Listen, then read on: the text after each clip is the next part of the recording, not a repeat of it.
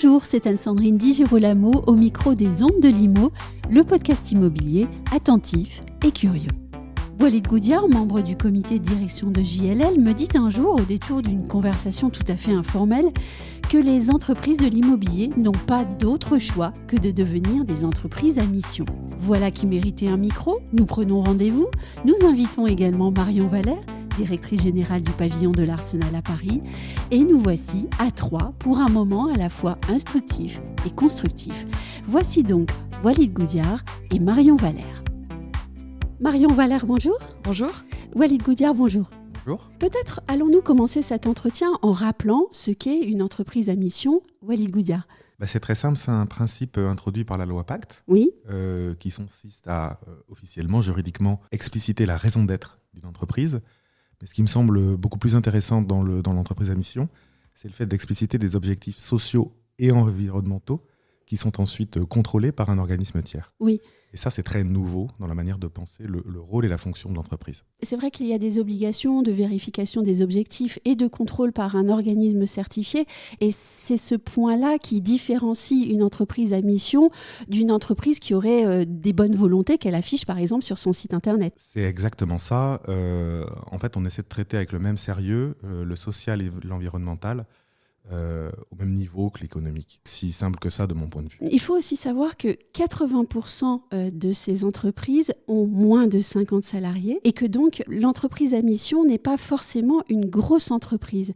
Moi, j'aimerais qu'on insiste aussi sur la question du secteur, puisque on trouve beaucoup d'entreprises à mission dans la banque, dans l'assurance, dans le conseil, dans les nouvelles technologies, dans la cosmétique, l'agroalimentaire bio. Et j'aimerais savoir, selon vous, Walid Goudiar, où se situe le secteur immobilier dans ce nouvel écosystème des entreprises à mission ? Le secteur de l'immobilier est, de mon point de vue, en retard, oui. Eu égard au poids qu'il a sur la planète et son impact social, oui. La fabrique de la ville. Et même du point de vue économique aussi. Et même du point de vue économique, il a un poids colossal. En retard, mais la prise de conscience est réelle et là. Ça, c'est la très bonne nouvelle. On voit des entreprises de taille petite et moyenne bouger, et c'est bien normal, de manière plus agile et plus rapide que les grands groupes. Mais les grands groupes sont tous en train de comprendre et d'intégrer qu'ils n'ont plus le choix. Et moi, je crois beaucoup à la vertu de cohérence en entreprise.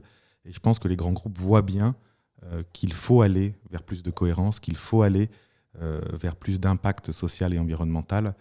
C'est tout simplement une question de survie pour ces grands groupes. Est-ce que selon vous, les grands groupes, les grandes entreprises doivent aussi montrer l'exemple ? Moi, je crois que tout le monde doit montrer l'exemple, en fait. Je crois que les grandes entreprises doivent montrer l'exemple, les PME doivent montrer l'exemple. À titre individuel, on doit tous entamer des chemins de conversion écologique et sociale.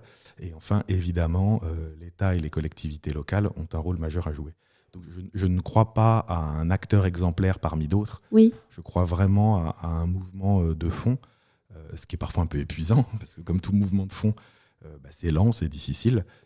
Mais je ne crois pas qu'un acteur soit plus en pointe ou qu'une partie prenante soit plus en pointe ou plus vertueuse que les autres. Il faut vraiment que toutes les échelles se mettent à bouger. On va prendre, si vous le voulez bien, un exemple, puisqu'il est assez récent. Le 30 juin 2022, c'est le groupe Novaxia qui a présenté son premier rapport de comité de mission. Donc, c'est ce dont on parlait, en fait. Ils ont déjà passé l'étape des contrôles et maintenant, ils en sont déjà au premier rapport. Ce rapport rend compte de manière chiffrée, concrète et validée par les experts et un organisme tiers indépendant de ces engagements d'entreprise à mission et notamment chez Novaxia de développer l'investissement dans le recyclage urbain au bénéfice du plus grand nombre. Il me semble que cet exemple est intéressant parce que Novaxia est devenue entreprise à mission en décembre 2020 à la suite du vote à l'unanimité de ses salariés. Au fond, est-ce que vous êtes tous les deux d'accord avec l'idée que ce sont les clients et les salariés qui vont pousser les entreprises de l'immobilier à se doter d'une mission supplémentaire à celle de générer du profit et créer de la valeur, en fait? Alors, je vais laisser Marion me donner son point de vue de partenaire que nous croisons souvent, mais du point de vue privé de chef d'entreprise que je suis, oui. Un grand oui. Et avant même les clients, les salariés. Moi, je peux vous témoigner que JLL, la société dans laquelle je travaille, a vécu une conversion forte. Et la lame de fond est clairement venue des salariés, et pas uniquement en France, dans beaucoup de pays. il y a une vraie quête de sens et le caractère de société à mission, ou purpose pour prendre le terme anglo-saxon, il est pour moi essentiel et déterminant de la bonne conduite d'une entreprise aujourd'hui. C'est pas toujours simple, c'est très imparfait et il doit être attaché à un deuxième devoir qui est un devoir de vérité. C'est-à-dire qu'il faut être très, très clair sur ses forces et sur ses fragilités. Parce que toutes les sociétés, JLL, Novaxia, on peut toutes les dérouler, ont toutes des forces, des choses qui marchent bien et des faiblesses. Et je crois qu'un des grands enjeux du statut de société à mission, c'est aussi d'intégrer dans la sphère économique la notion de fragilité, la notion de faiblesse, de savoir assumer les zones d'ombre et les endroits où on est moins bon. Parce que si on ne le fait pas, le lien de confiance se casse avec les parties prenantes. Marion Valère ? Oui, comme le disait Walid, je pense qu'il y a un mouvement de fond qui touche en réalité, d'une part, les salariés des entreprises de ce secteur, où il y a aussi peut-être un enjeu générationnel sur ces sujets-là, avec certaines choses qui deviennent inacceptables pour des nouveaux entrants dans un secteur. Et puis, il y a aussi le grand public. Moi, le pavillon de l'Arsenal que je dirige a pour mission d'informer le grand public aux enjeux urbains architecturaux. Et je crois, j'ai envie de croire aussi que finalement, le grand public est parfois en avance aussi et peut demander des choses, en fait, parce qu'il va s'exprimer sur des projets ou parce qu'il va parfois acheter un logement et que le grand public peut aussi pousser les entreprises de ce secteur et les élus. Et donc, c'est un mouvement collectif. De toute façon, ça ne marchera que si c'est un mouvement collectif. Walid Boudiar, vous avez parlé des salariés, mais est-ce qu'on peut dire pour nos auditeurs la différence justement entre l'engagement de l'entreprise à devenir une entreprise à mission et puis le fait qu'elle travaille, par exemple, sa RSE ? La grande différence, c'est que quand on l'inscrit dans les statuts, il y a un acte juridique fort qui lui donne une importance certes formelle, mais une importance officielle par rapport à une politique de RSE classique qui peut être prisonnière des aléas de la conjoncture économique, par exemple. Il est clair que nous entrons dans une zone de turbulence. Ça va être intéressant de voir les entreprises qui tiennent le cap, qui continuent d'investir en formation, qui continuent d'investir sur des sujets non directement palpables du point de vue de leur retour sur investissement, et celles qui sont rattrapées par, on va dire, des mécanismes compréhensibles, mais plus forcément acceptables, qui sont fondés uniquement sur l'économique. Et ça, moi, je suis aux premières loges. JLL, société cotée à New York, 100 000 collaborateurs. On a à gérer au niveau du management de cette entreprise tous les jours cette tension, tous les jours. Marion Valère, que vous inspire ce mouvement naissant, mais affirmé déjà, des entreprises à mission qui appartiennent au secteur privé, vous qui avez travaillé en tant qu'urbaniste au service de la collectivité et de l'administration? Je m'en réjouis, on en a besoin. C'est vrai que quand moi j'ai travaillé 9 ans à l'hôtel de ville pour Paris, et c'est vrai que côté public, et c'est aussi la mission du pavillon de l'Arsenal aujourd'hui, quand on demande des choses, que ce soit sur l'intégration de programmes sociaux, que ce soit sur la végétalisation, le changement des matériaux, l'essentiel c'est d'avoir du répondant côté privé. Donc c'est un peu un balai assez complexe entre les niveaux de choses qu'on va imposer, qu'on va suggérer, etc. Mais en fait l'essentiel c'est qu'il puisse y avoir une réponse du secteur privé et qu'il y ait un dialogue permanent. Et donc pour cela, je pense qu'il faut qu'il y ait une évolution profonde du modèle de certaines entreprises dans le secteur de l'immobilier, puisque face à toutes les mutations qu'on décrit, notamment le fait qu'on va plus vers de la transformation de la ville et pas uniquement de la construction neuve, le fait qu'on va conserver des bâtiments et qu'on va construire en matériaux biosourcés plutôt qu'en béton, si je cite 2 évolutions majeures. Ces évolutions-là, en réalité, demandent des changements profonds des modèles économiques des entreprises. Et donc, c'est là où ça ne peut pas être juste un élément en plus dans un rapport RSE.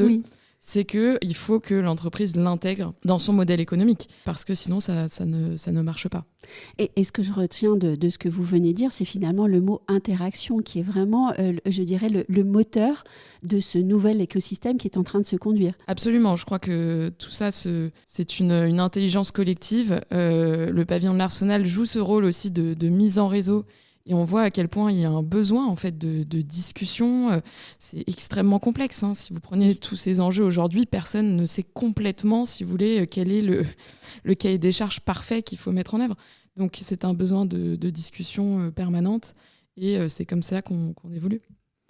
Est-ce qu'il y a des points de fierté, par exemple, sur certains accomplissements dans certains projets que vous auriez pu mener, Walid Goudia ? Il y en a plein. Oui. Ils sont totalement subjectifs. Oui, mais c'est pour ça que vous êtes là. Non, le premier point de fierté, c'est l'accent mis sur la formation. On a développé chez JLL le Sustainability Pass, oui. Et tous les collaborateurs de JLL France, 1200, sont en train d'y passer. Oui. Pareil avec la fresque du climat. Donc ça, c'est des vrais points de fierté. Autre point de fierté, la liberté de ton qu'on a pu installer dans une grosse boîte bien institutionnelle, qui peut être bien rigide, comme la mienne.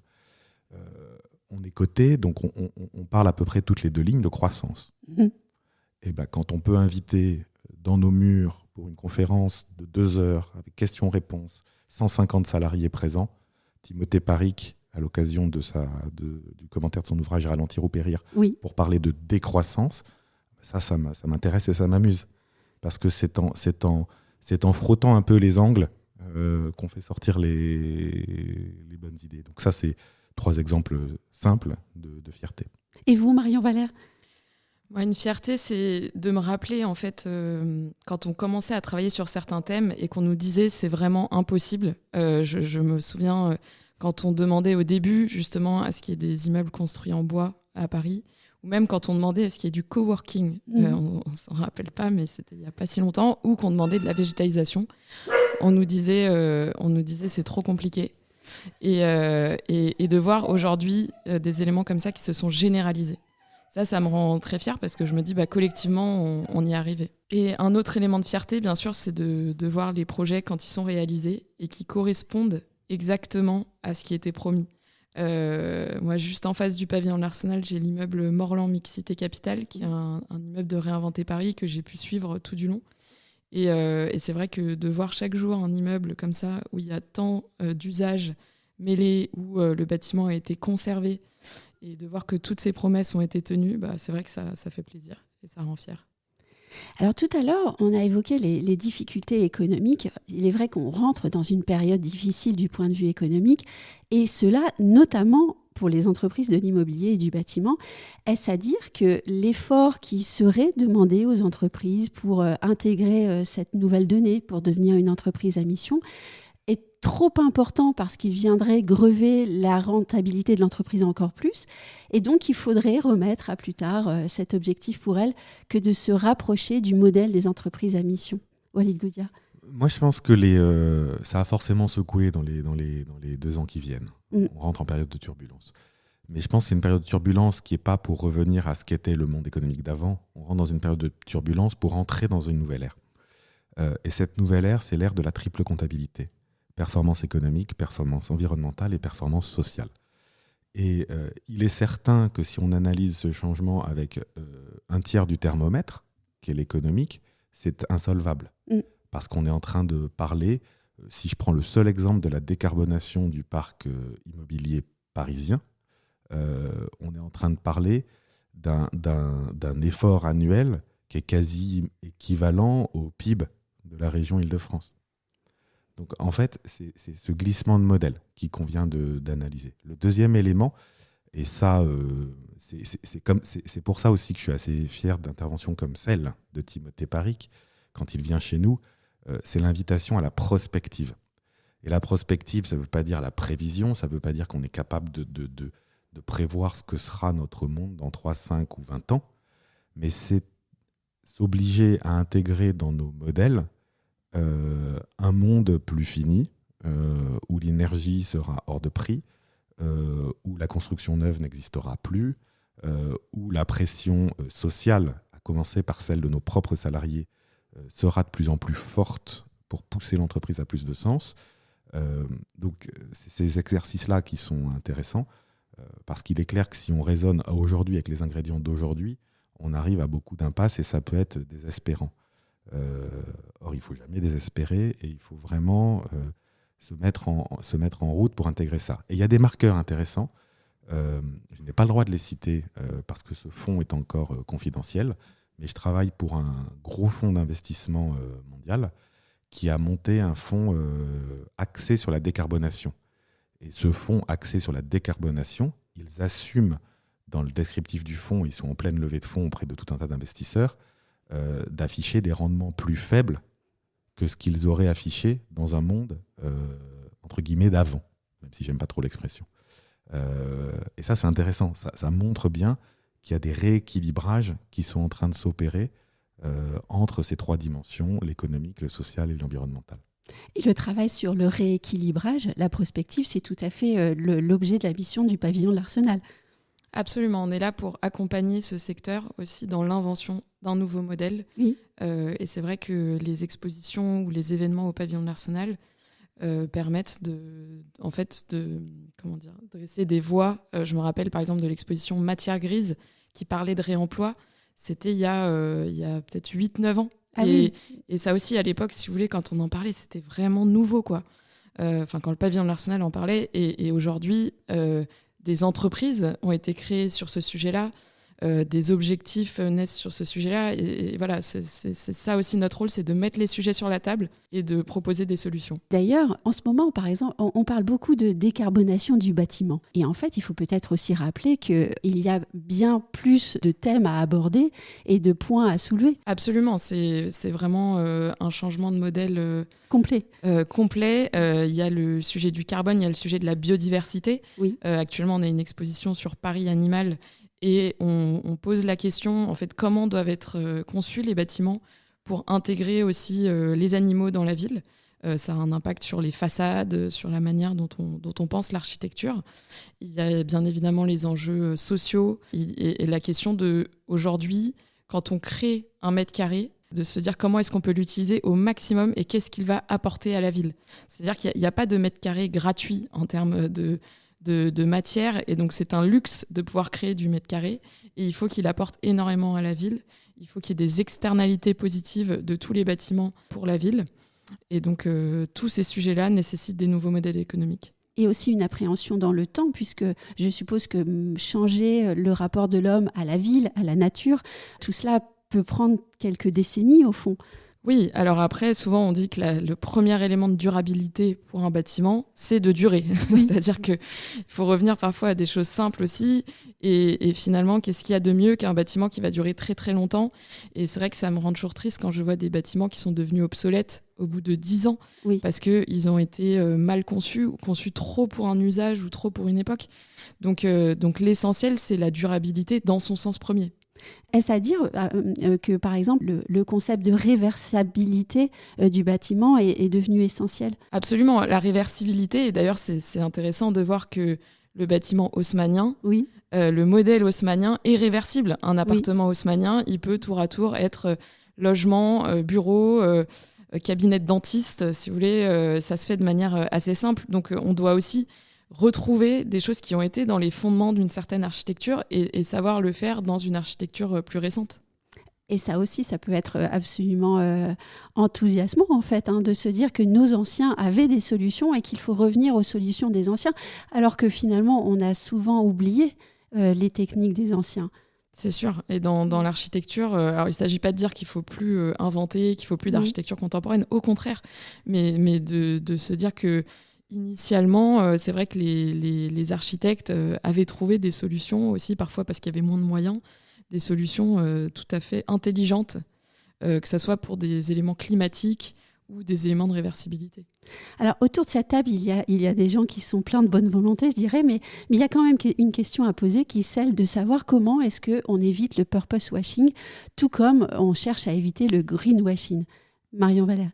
Comment on évite ? Déjà, je pense qu'il faut mettre les bons mots, puisque il y a du purpose washing. J'ai découvert ce terme ce matin, mais à mon sens, il y a du purpose washing quand les choses ne sont pas claires. Si vous voulez, il y a un moment, il faut dire les choses pour éviter que ça soit que de la com. Donc, il faut se dire quels sont les critères, qu'est-ce qu'un projet vraiment écologique, et il y a tout un travail vraiment intellectuel d'explicitation, de description, pour qu'on sache ensemble distinguer la com de la réalité. Et Walid Goudia, vous vouliez réagir ? Oui, je crois que dans le droit fil de ce que Marion disait, je crois que le purpose washing, pour l'éviter, comme on évite le greenwashing, il y a 3 piliers. Il y a un premier pilier, vous l'entendez souvent dans ma bouche, Anne-Sandrine, qui est celui de la vérité et de la sincérité. Premier point.